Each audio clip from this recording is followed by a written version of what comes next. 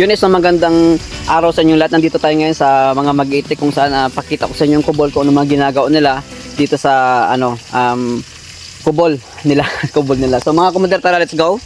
Ito si Mark. Ayan. Mark, ano yung ano mo? Napuritong isda. Ay pang umagahan nyo. Oo. So ito yung karaniwang araw na nandito ngayon at pasalamat na rin at di ganong umulan, no? Mark, no? Kaya medyo okay ang ano ngayon. Ano lang. Kasi yung mga nakarang naulan talaga. Kaya ganito po ang kanilang simple lang po kasi hindi naman po talaga sila naka-permis dito. Kaya ganito po ang kanilang natuluyan. Yung iba nga sa kubo lang. Buti nga sila dito, sila Mark may ginawang kubo at ayusin pa nila ito. So dito punta naman tayo kay Tito Elmar. Ito po, siya po yung may-ari ng itik at siya po yung veterano sa mag-itik at kwento mo lang to kung ano yung buhay mo sa pag-itik. Minsan may lugi, minsan ay may tubo, minsan ay tama lang. Kaya maganda rin. Magandang ano. So ilan yung anak mo to? 6. Ilang years ka na nag-itik? 31 years na. 31 years. Sa 6 na anak mo, nakapag-aral ba o ano? Nakapag-aral naman sila lahat. Yung mga anak mo. So sa 6 na anak mo, lahat ay tapos ng college. Sa pamamagitan ng pag-aalaga ng itik yon. Oo. Ayun. Sa pag-aalaga po ng itik ni Tito Elmar, ay nakapag-aral po siya ng anak at tapos teacher, police, accounting at ano pa ba ang meron at teacher, basta may lahat po ng anak niya nakapagtapos dito ka tumingin. Nakapagtapos ng pag-aral din lang sa pag-itik. Mga commander, silipin natin ang ito yung itik nila ngayon. Tito Elmar, ilang araw na ito yung stock yung itlog nito? 3 araw. So sa tansya nyo ilang libo to? 2-3 lahat ito sa loob ng 3 araw.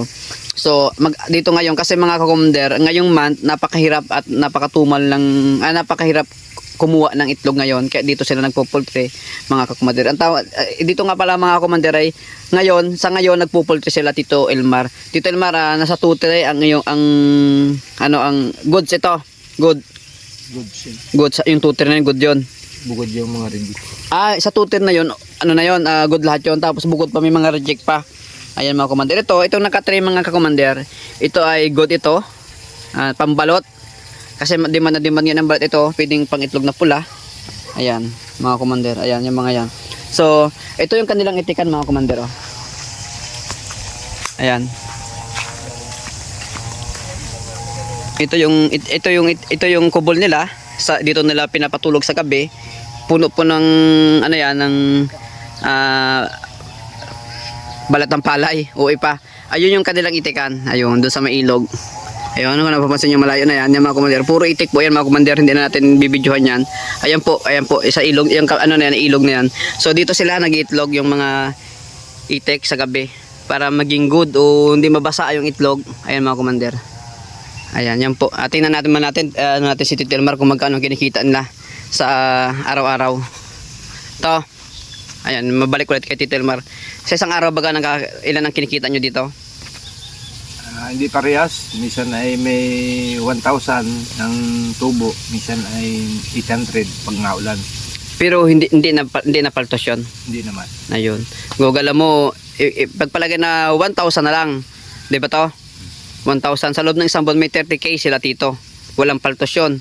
O pagpalagay na 20k, walang paltos.